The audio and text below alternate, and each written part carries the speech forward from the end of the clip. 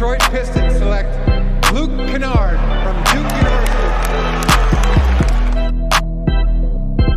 The Utah Jazz select Darius Baisley from Cincinnati, Ohio. Welcome back, everybody, to another episode of the Triple Double Podcast. My name is Corey Albertson of Triple Double Prospects. We've got 270 Hoops Jason Morrow on producing today, and our guest today is also from 270 Hoops. We've got Zach Fleer. Zach, what's going on, man? What's up, Corey? What's going on, man? Doing good. Not much, brother. It's Thursday evening. Wanted to give Morrow a little bit of time to calm down. Was hoping you could start us off by saying how nervous was Morrow halftime, Wisconsin 21, Ohio State 7.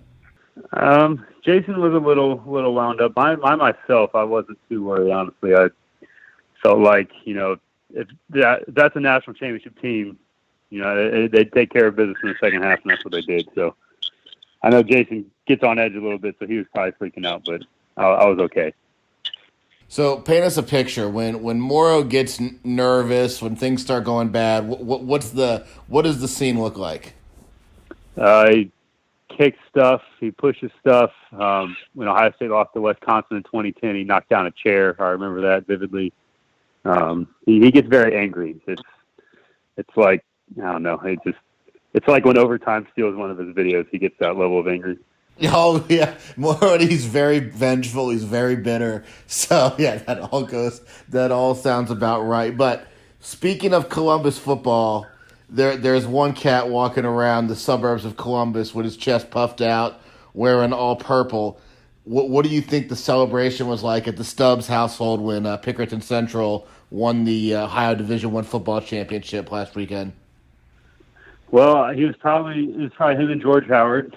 They were probably both parading down 256 for the Tigers because, they both get players in there. So I bet, it was just the next recruiting pitch for, all the other middle schoolers on the east side of Columbus to, come on down to Tiger Town. So I'm just kidding. But, no, I'm sure he was as happy as Morrow was after the Ohio State-Wisconsin game. There you go. Well, it certainly is football in full swing in Columbus, but also playing some basketball there. And before we talk about the high school season, I was hoping you could say a few words real quick on a Columbus kid who has missed a lot of time, and that is the return of Jeremiah Francis. Played in his first game for the North Carolina Tar Heels over the weekend or within the last few days. Yeah, so I saw that, Pickerington Central's basketball counted posted a picture of him and said that he'd been cleared. They had no idea if he was even going to play or not. So I just turned on the ACC network. I was doing some work in the background, and I hear, they're talking about, don't be surprised if, Roy puts Jeremiah Francis in the game. Or they're talking about Roy saying something like he's willing to play anybody. And I look up, and it's Jeremiah Francis at the free throw line. And I look over at my wife, and we were both kind of like, whoa, what is happening right now? Because they were playing at Virginia, which, to get your first game action against the defending national champions, that's pretty special. So once I saw that, I was, tuned in. He played about 3 minutes, played great defense, picking up Kai Clark, full court and, bringing good energy. So I was really happy to see him, get back on the court, get his first points in, almost 3 years. That was, really cool to see for that kid because he's overcome a lot of adversity. Yeah, and it'd been what? So he basically did not play basketball. Did he play any games as a junior or a senior? No, he played. So as a junior, he played in the preview game against Shaker Heights and was still, dealing with some knee discomfort and missed the whole junior season and then didn't play at all last year as a senior. So, I feel like people kind of forgot about him. He was so good, that 16U summer after his sophomore year, leading them to the state Final Four.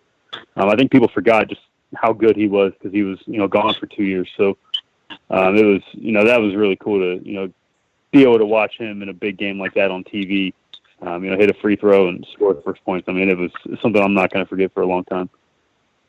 Well, certainly wish him a lot of luck, and it's definitely great. I know, he's a kid who the whole city of Columbus, because of his family, feels like they've known him for a long time, and he, came on the scene at such a young age. So, let's move on to, talking about the beginning of the high school season and, tell me what you guys have done so far. I know you personally kind of opened the season at the All-Ohio event and then have been hitting some local games as well. Yeah, so this year's been a shift for us. We're 4 cameras deep now. So I myself, Jake Spiegel, Nathan Perkey, and then Maro, of course, we all have cameras. We're all taking pictures, filming, really diversifying our content, and that's led to, an explosion on our Instagram account. Maro put out a stat earlier today. In the last 3 months, we've had 1.5 million views of our posts and over 180,000 likes. So this season's contributed to that already. We're posting high-quality pictures, high-quality videos from every game we're going to. And then for me, myself, it's my first time really shooting video in my career, and I'm noticing that I think I enjoy it more than, just sitting on the sidelines and scouting, because I'm finally able to focus. I don't have people coming up and trying to talk to me all game long. You're there on the baseline. It's just you and the camera, and then the game in front of you. So that's something I've really enjoyed. I think it's helped me see the game even better. And then when I'm able to go through the footage afterwards, I can see things that I might have forgotten about or missed, as the game was going on. So it's been a huge advantage for us. And, personally, I'm trying to highlight some kids that, maybe don't score all the points and don't get all the fanfare. They do the little things to win. It's something I called, the hard work report. We did it during the fall league. And then I've even posted videos of kids that, have made impact, whether that's defensively, offensive rebound, taking charges, diving for loose balls. I've put, up clips like that, and I'm hoping that it leads to, an increase in kids, accepting that they're role players and then dominating those roles. That's really kind of the goal I've had behind doing that. Well, Morrow certainly has told me several times that you're into the video thing right now. And, my question to you is somebody who's really into the social media, and that's kind of been one of the pillars of your guys' company with 270 since you guys opened it, is the more you do on social media, like I see not only video, but I see you guys are big on doing like the graphics before you go to a game, maybe the graphics after a game, this and that. Does that type of stuff, as beneficial as it is on social media, as much as it builds your brand there, does it take hits away from the website? Where are people, just kind of reviewing that stuff on social media and not going to the website, or is it helping grow the website numbers too? It's helping grow the website numbers. We're getting more page views now per day than we were last season, where it was mainly article content and, videos here and there. I think the social media stuff, putting out the videos, our logo's on everything, and it's reaching a wide audience. Just in the last, 12 days since the season started, I've had over 1 million impressions on my Twitter account. So everything I've posted has a 270 logo. That's 1 million eyeballs that have seen, the 270 logo. People that don't know about us, they're looking into us, they're seeing the website. So it's driving clicks to the website. And then when you have, the high quality graphics to go along with your content, it makes it more engaging. People are more likely to click your links if you have a good, photo attached. So that's something I've seen, a spike in. I'm getting, the engagement on my tweets with a photo or videos 2, maybe 3 times as high as just regular tweets. So now anymore, I try to have some type of digital content attached to any tweet that I send out, just off, the engagement factor there. Yeah, I remember when I first started doing Cincy Prep Hoops Report, and I was taking pictures off of a really just crappy camera that I got for like probably $50, and you could write all day and you could write high quality content. And I certainly wasn't writing high quality content at that time, but I was trying, and you could write that all day. But if you don't have the pictures, the multimedia to go with it, it takes away some legitimacy, or it kind of decreases the excitement factor that your work has. And, this is back in 2011 when it was, very, very unique to have any type of video. So I was just doing pictures. But in terms of the kids being able to, make it their profile picture on social media, or share it, or even just share it with family who might not care about basketball, but they get to see, their nephew or grandson or whatever, with the basketball jersey and 270 picture, it really, really spreads your brand around. And that's what I've noticed. And we've created even, different streams of branding. We have a new, Instagram pictures account, because, we've basically taken needs that we've seen and then capitalized on them. One of the needs and one of the, I wouldn't call it an issue, but kind of an annoyance, we were having kids DM us every time they see us on the camera, like, hey, you got any pics? You got any pics? And instead of just, annoying the kids, ignoring the kids, we finally made a decision, let's take an account that we have on Instagram that we're really not using, which was Nathan Perkey's, graphics account. Let's turn that into a pictures account. That's what we did. Now we're posting that, and at least for myself, I'm not getting as many kids, sending me DMs every 5 seconds, like, hey, do you have any pictures of me? I'm like, well, just wait, for the post to go up on the pictures account. So, that's something that we've really changed the brand. Like, we're focusing super heavily on creating quality digital content and then having, different, areas of that content. I'm doing a lot of college videos. I have access to, the footage that I want to use. I put something out yesterday. A kid, Quentin Jones, that played at Northland, that's playing JUCO ball now. He's got like 3 Division I offers. Put his best clips up, and that spread further than I thought it would. I put a video up of Jeremiah Francis hitting that free throw, and that's got more than 70,000 impressions just in the last couple of days. So, I think just focusing on that digital content this year and having all those resources available has really expanded our brand. And like we mentioned earlier, it's bringing more people to the website when I thought it might take away hits. It's actually helping all fronts right now.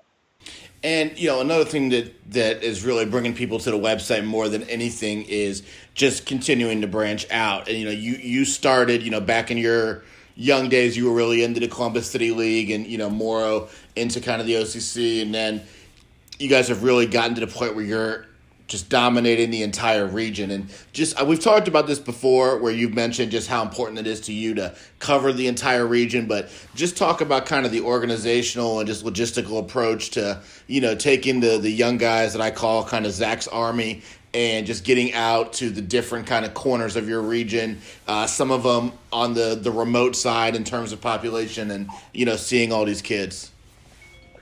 Yeah, so when we built the brand, when we built 270, it was just Jason and I to start off. And, we kind of had an idea, like, we want to recruit kids that have a passion for sports writing, have a passion for high school basketball, and help them kind of build their own brand and build their own niches. And that's really what we've been able to do. It started off, Jake Spiegel, or Darkel Curry was really the first person we hired outside of the, first season. And he's a City League guy. He went to Afrocentric, went to Horizon Science. So I was like, look, man, we need more help covering the City League. Like, I can't be at City League games every night. When Darkel started off, he was covering the Northlands, Walnut Ridges, Eastmoors, programs like that predominantly. And as it's continued to evolve, we've added different guys in different parts of the area that have been able to, develop a niche, become like the source for their area. One kid, a guy that sticks out in my mind is Andy Hoban. He's a senior at Granville High School. He knows everything about the Licking County League. I don't know a ton about the LCO because I'm just not able to be out there a lot. Andy lives out there. He's a senior. He knows those kids. He's played basketball. He's been a huge resource for that league because he's giving us, perspective that we wouldn't, otherwise have. And he's able to cover those teams and those games. I mean, just last night he watched Newark Catholic and Northridge. I haven't ever seen Newark Catholic or Northridge play. Andy covered that game. Those are 2 more teams that we're going to see this year. And he's probably going to see them, 1 or 2 more times again. So having guys like that are able to, dominate their area, for the kids that have been patient, that we've hired and been patient with the process and, believed in what we've been telling them and, showing them, it's really paid off for those guys. Jake Spiegel's one in particular.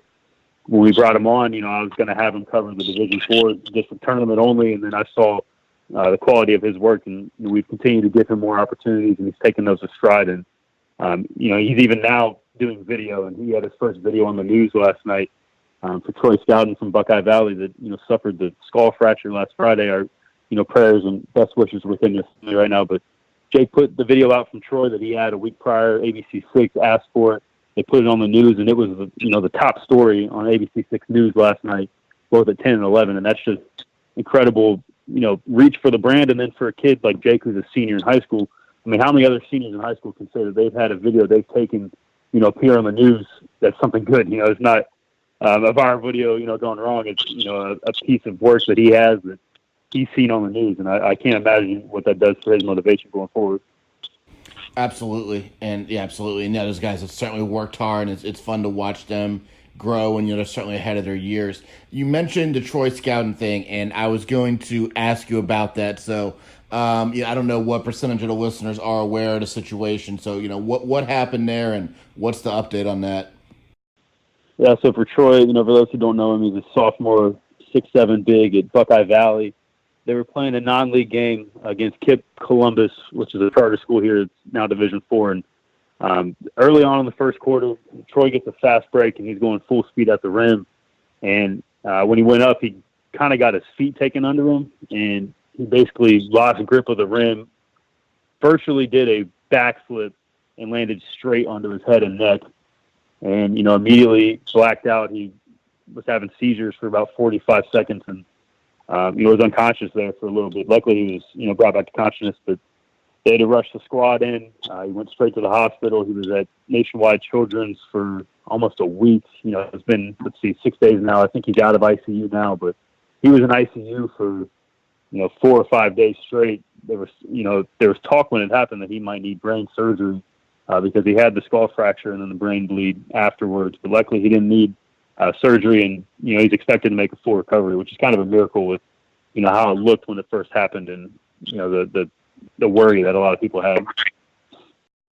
Well, I saw the diagnosis probably on your Twitter, and as scary as this sounds, the fact that it was a skull fracture to me is a more favorable diagnosis than it being something like on the spinal cord.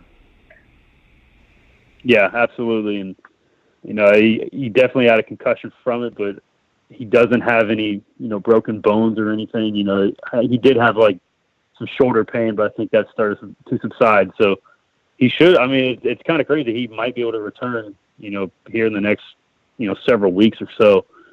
Based on if he keeps improving like he has, there's probably a chance that he'll come back. And for that team, that's huge because they're already talented, but with him, they're one of the best Division II teams.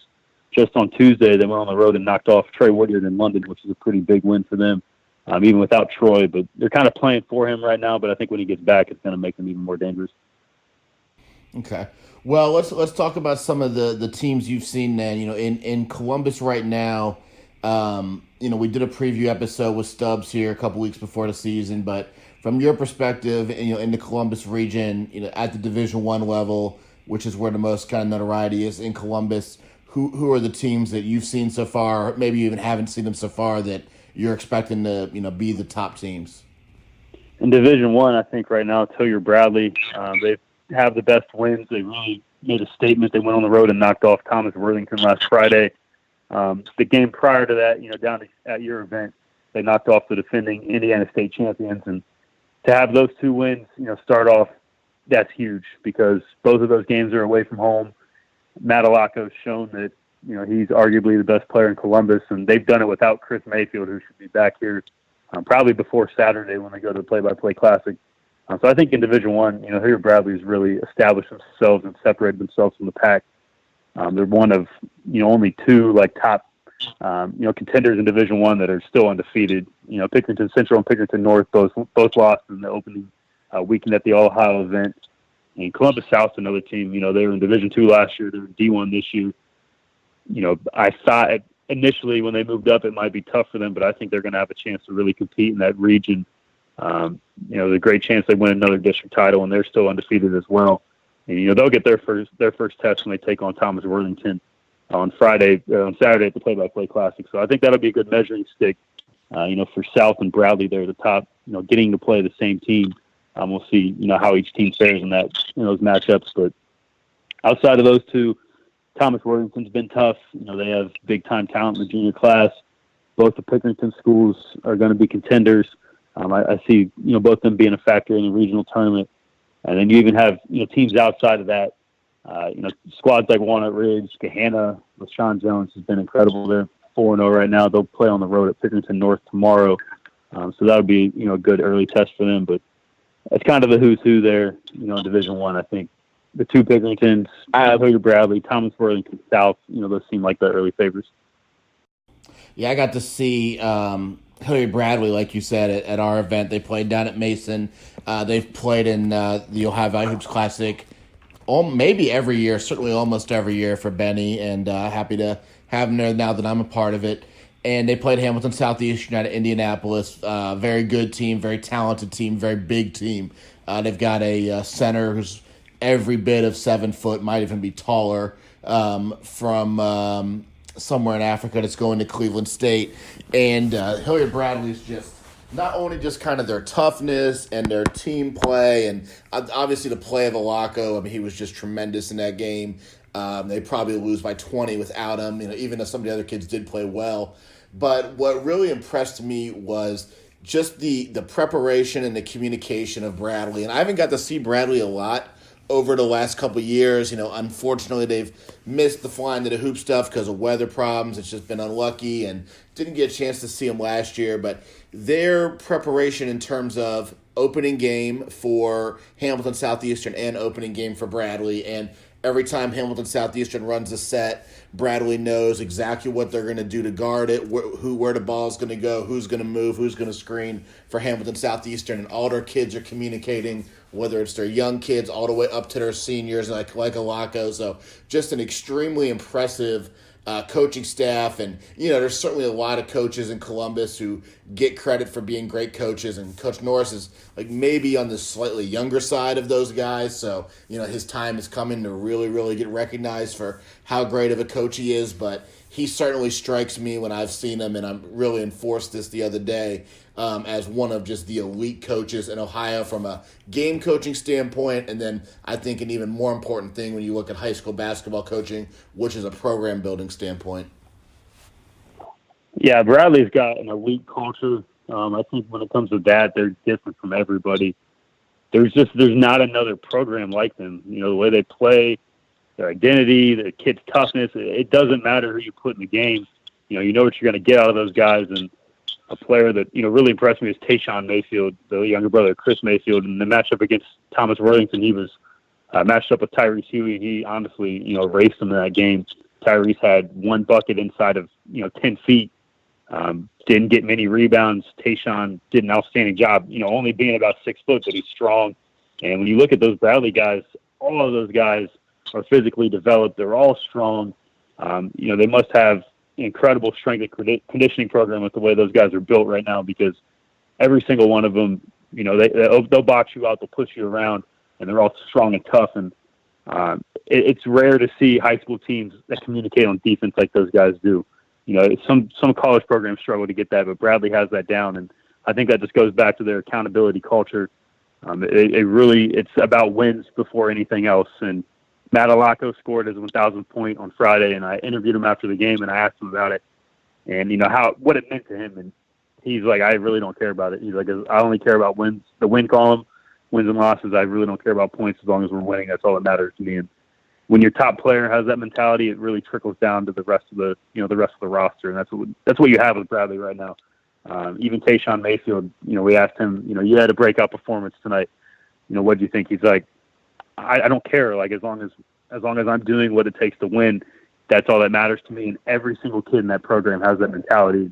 I just think that's special. It's rare to see nowadays in this kind of look at me culture. Bradley's the opposite of that, and I think it's special. And they're going to be the team in Ohio that I think, everybody has started to respect them over the years. We know when we go down to Nationwide Arena on Saturday, they are going to be probably the least impressive team in warm-ups, but as impressive as anybody on the court. And, that's kind of the thing that people in Columbus and around the state of Ohio need to understand about that program is, they're not going to score 100 points, but when it comes time to win, they're going to be right there. Talking about some of the guys in the region, and I did this with TJ, we talked about Northeast Ohio, and what I said is, we kind of know the seniors at this point, 2020 class, and they've been evaluated for so long, they've been in the news for so long in your publication, so wanted to talk about some of the younger guys in the region who you think either are having really great seasons so far or will, get their name out to that next level. And starting in 2021, couple guys, but the first guy I wanted to talk about was I've seen a ton of stuff on Desmond Watson, and I've seen him play on the circuit with Ohio Red, always an extremely impressive player, but he's been on a tear for his DeSales team this year. Yeah, Des has been incredible in that first game against Huber Heights Wayne. He had career-high 39 points. He's just brought it every single game. We saw him twice now. And his just motor and intensity has been improved. His shot making has been improved. In our 270 Hoops preview magazine, I'd written that, his breakout that I was expecting kind of reminded me of Morgan Safford, going into his junior year at Bishop Hartley. And Dez is kind of putting up numbers like Morgan did as a senior right now. which is really impressive because Morgan had as dominant of a senior year as I can remember. But Dez has been incredible. He's just a tough, high motor kid that has really added a lot to his skill set, and it's really paying off for him. He's got great size, and I think it's only a matter of time before Division I's really start chiming in and, throwing him some scholarships. Sticking in the Columbus, their Central Catholic League, Darius Parham's another junior. He had 31 points in his opening game, and he's continued to put up big numbers. Bishop Reedy is going to be a contender in the CCL in Division III, and Darius is a huge reason why. Football kid, played quarterback for the first time this year and was all district. Division I schools are bringing him on visits, and he's just as good in basketball. So those two, I think, are going to lead that 2021 class. And, those are just two guys that may not get all the publicity in, Central Ohio, but I think they're as good as just about anybody in that junior class. Well, Des Watson, like I said, with Ohio, I think he could score more than they needed to on that team. He was kind of a role piece for that team and really bought into it. And I always liked him for that team, but not surprising to see, him put up some big scoring numbers there. Some other juniors that I wrote down in no particular order, Garner Wallace at Pickerington Central, who I know was a big part of that football championship. Jack Sawyer, one of the best basketball players in Columbus's junior class, if not the best, probably never going to play high school basketball again due to an injury and due to the fact that, he might be the best football player in the country and already committed to Ohio State at Pickerington North. You mentioned Trey Woodyard at London. I think you mentioned Jalen Sullinger at Thomas Worthington, and then Tyrese Hughey at Thomas Worthington, and Elhaji Tiem, a big who I've always been high on. I think we talked about last podcast after your fall league at Pickerington Central. Those are some of the juniors who at least I'm aware of who I think, if they're not kind of known commodities among Columbus basketball people, will be very, very soon. Yeah, all those guys are terrific players. Garner Wallace in particular, it's crazy. Wins the state title, Friday night, and then 4 days later he's starting for Pickerington Central, leads them in scoring, 23 points, 10 rebounds, 5 assists. And, Kurt Stubbs has said this in our group chat, but he's a kid that, didn't go to all the, showcase events, didn't go to all the fall leagues and trainings and all that stuff, and he comes out and he just leads the team in scoring. He's tough, he's smart, high motor. That's a kid that's going to have a chance to, play Division I sports in 3 different sports. And, TJ mentioned this in the same group chat. That's rare to find anymore. Guys are so specialized now. To see a kid, have those type of opportunities and talent, and then you throw in, 4.2 whatever GPAs, in youth group, he's in the church all the time, church camp, stuff like that. That's just really special. You don't see that stuff very often. So, any chance I get to talk about him, I try to bring that stuff up because he's really, an exceptional young man. So that's a kid I'm very high on. He just received his first Division I football offer from Miami, Ohio, just a few days back. And, he's got a Western Carolina basketball offer, and I'm sure more to come in that, for him going forward with how good Pickerington Central is going to be. And then him, I think he's going to be their most important guy this year. And, going along with Elhaji as well. It's only a matter of time before he breaks out. When they lost to Toledo St. Francis in their first game of the year, he got in foul trouble. And without him on the court, they couldn't get an offensive rebound. They couldn't get a defensive rebound. He's going to have a huge, factor for those guys if he can stay, out of foul trouble and stay healthy. So those two, in that junior class, they're going to carry a huge load for the Tigers. And if they can play to their potential, they're going to have a shot, to win the region, a third time in 4 years, which is really tough to do in Central Ohio with, the talent that we have consistently in the programs that are here. I'm high on those two guys. Troy Woodyard's another. London's struggling right now. They're 1-3, but he's doing all he can, and he kind of has to handle the ball, rebound the ball, shoot the ball, drive the bus. He does everything for that program. So I think people, when you watch him with London, you get to see the full scope of his talents. A high major coach saw him the other night and, thinks he's the best passer in Ohio, which is high praise because, a lot of people only know him as a jump shooter. So if he's doing that too, I think that just speaks to his overall, ability and versatility. And then, the wrap up, Jalen Sollinger's, like you mentioned, he's been incredible in that game against Hilliard Bradley. He had 20 points, hit 5 threes. He had a Laco guard him at 6'4", and he was able to, with the step back jumper, get off, any shot he wanted. And then even when he finishes at the rim, he gets good elevation. He uses every inch of his body. He can really finish, above bigger players. So that's going to serve him going forward. because if he doesn't grow, which there's a chance he could, he should be 2022 with how young he is.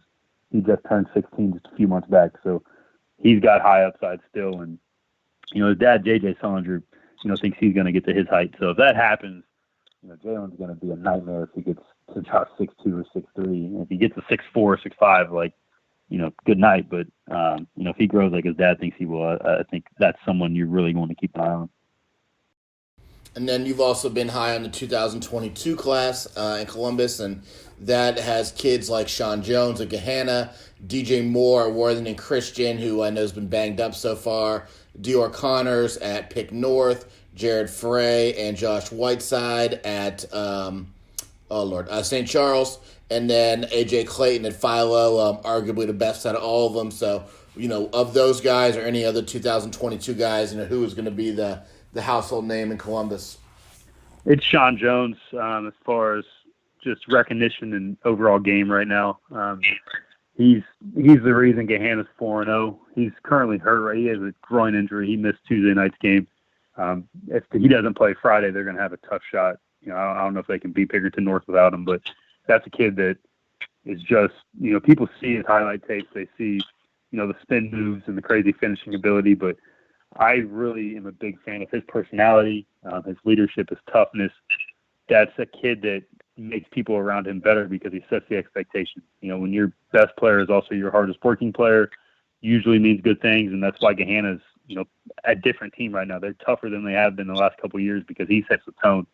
We interviewed him for our 270 tour, ahead of the season, and I asked him, I'm like, you guys had a great summer. What was, the reason? Like, how did that happen? What was, the factors behind that? And he's like, well, we had everyone coming in for morning workouts. He's like, last year was just my freshman class that was coming in. He's like, now we've got everybody coming, and I think, the team there realized that it's Sean's team. Sean sets the tone, and if he's working hard, what excuse do you have not to? So that's someone I think, people will watch him one time and say that he needs to grow. I don't think he does. I think he can play at the highest level right now because he's just tough as hell. He reminds me a lot of Xavier Simpson. People always would knock Xavier for his size and, well, he's too small. He's not quick enough, this and that. But, Xavier had a toughness and just an overall chip about him that not a lot of guys had. And I think Sean's got the same type of personality and same type of mentality. So I think he's going to be a big-time player when he gets to the next level. Absolutely. When you're that size, and so he doesn't have to grow to be a good player, but when you're that size, and you've got to have that edge, you've got to have that chip, and I certainly think he's a kid that has that. So we talked about some of the top kids in Columbus, and I want to end by talking about an event this weekend where a lot of these kids are going to be participating, and I know you guys have some type of sponsorship, so tell us about the event at Nationwide and then what 270 Hoops is doing with it. Yeah, so the Ohio Scholastic Play-by-Play Challenge, a.k.a. the Bronny James Showcase event, is happening on Saturday. Nationwide Arena is the first time that I know of a high school event at Nationwide. That's where the Columbus Blue Jackets play, if you're not familiar in the NHL. I would love if we had more events there. It'd be great to have a regional district, whatever tournament down there. But we'll have a chance to see some high school ball there. And there's 4 games. They're all big time. You got the first game is Thomas Worthington is taking on Columbus South, like we mentioned earlier. That could be a district title preview. Those are 2 teams that played over the summer a lot, scrimmaged a lot, open gyms a lot. So we're going to get to see them, under the bright lights. Even in the fall league, I had Jalen Solinger and a kid, Sammy Barton from South, on the same team. And literally all fall league, they would talk crap to each other about who was going to win. So this game has been, hyped up a lot, for the last couple months, and we're going to get to see those 2 teams square off. You got Hilliard Bradley against Pickerington North. That's a matchup that we thought was going to happen in the district finals last year when the tournament bracket came out. Bradley ended up getting upset by Thomas Worthington, so we didn't get to see it. We'll finally get to see it now. North probably has the most talent. I think Bradley's the most disciplined and well-coached team. So you're going to get to see, 2 clashing styles go head-to-head. I think that one could go either way. But whatever team comes out on top, might be, the top team in Division I, Central Ohio. That's going to be a big-time matchup. That could be a regional final going forward, even without North having Jack Sawyer. I'm still confident in those guys. Jason Bates has really developed that program, and I think he's improved as a coach over the last couple of years. I feel like he's just carved out his style with that program, and they just continue to get better. And then the third game after that is Pickerington Central against Akron Buckle. Not as hyped as it was supposed to be. You know, Chris Livingston's not at Buckle anymore. He's still on the flyer, but he's not at Buckle anymore. If he was in that matchup, I would be really intrigued about that one. I've already seen Buckle this season against Columbus South. You know, South kind of controlled that game, so I expect to see Central do much of the same in that matchup. And the final matchup, you got Akron St. Vincent St. Mary and Sierra Canyon, which is going to be, you know, LeBron Jr. against LeBron's alma mater. That's the selling ticket there, and really excited for it. The 270, you know, we're official media sponsor of the event. I've been working alongside Jeremy Treatman for the last couple months. We did the official photo shoot for the event, and have done a lot of, you know, promotional stuff for him in that event going forward. So I'm really excited for it to be, you know, blessed to be a part of it. And we're going to be able to have, you know, 4 or 5 staff members there working it. So it's going to be big time. And I think it's going to be huge for the brand, too, because there's going to be people from. No, go ahead. I'm sorry. Yeah, I think it'll be huge for the brand because you got people from all over the country that are going to be coming in. And, you know, 270 is going to be on the PA intercom. And then we'll have a banner up in the gym as well. So I think all of that combined is just going to be good exposure, you know, for our company. Well, the Scholastic play-by-play, Bronny Classic, 270 Hoops, George Howard's Invitational is going to be really fun. And that last game with, you know, St. Vincent St. Mary having just beat Cincinnati Moeller this past weekend and their first loss in 50 games in the state of Ohio. St. V's certainly riding the high, and I know that Sierra Canyon's just got basically unlimited talent, you know, 7 or 8 high major guys, a couple 5-star guys, so that should be fun. But I do think there's one more game.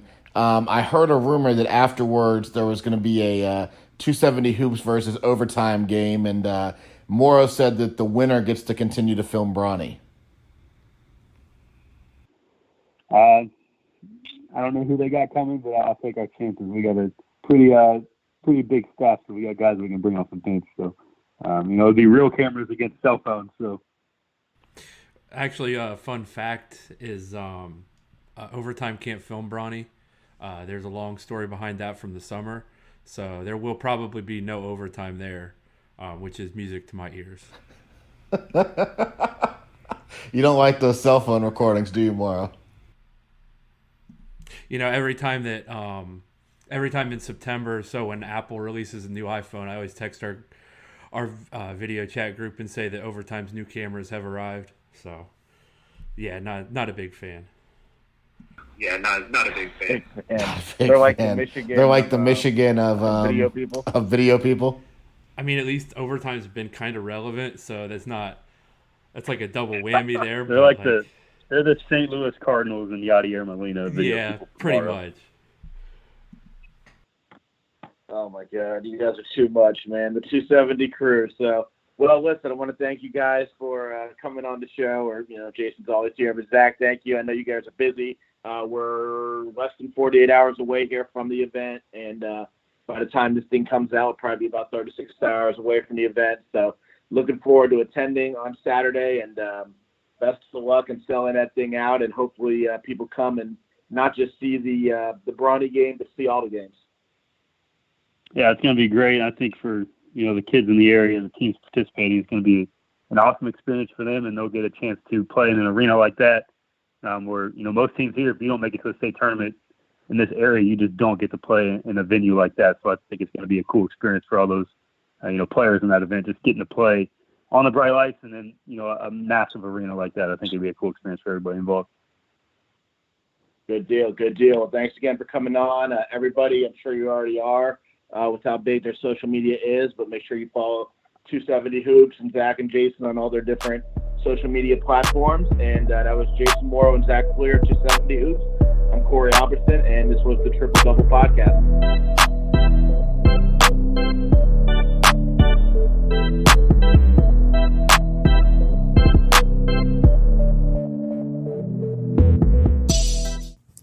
This podcast is brought to you by PlayEasy.com. For players, coaches, or casual athletes looking to book a sports facility, as well as owners and managers of sports facilities, PlayEasy.com is the new one-stop site for streamlined services. If you're looking for a place to practice, play, host your tournament, camp, or other, simply go to playeasy.com and create a booking request for your area. Your request will go out to surrounding facilities who will respond with their best offer. Once you receive the offer that best fits your needs, book the facility and you're ready to play. For facility owners and managers, Play Easy puts the power in your hands to maximize the usage and visibility of your facility. Register your facility for free today at playeasy.com. PlayEasy.com is the booking site built by athletes, coaches, and facility managers, and is proud to help bring you the Triple Double Podcast. This podcast is also brought to you by Anago Cleaning Systems. Are you tired of struggling in a dead-end job? If so, Anago Cleaning Systems has what you're looking for, an opportunity to go into business for yourself, but not by yourself. With franchising opportunities available for as little as a $2,500 down payment, purchasing an Anago franchise has never been easier. Once you own your Anago franchise, you're licensed to clean commercial facilities all around the greater Cincinnati, Dayton, or Columbus areas with the support of Anago's sales, quality control, operational, and accounting staff. Call 513-332-0033 today for your opportunity to be your own boss and grow your own commercial cleaning company under the guidance of Anago's proven and successful system. Again, call 513-332-0033 to learn more. With Anago, your future starts today.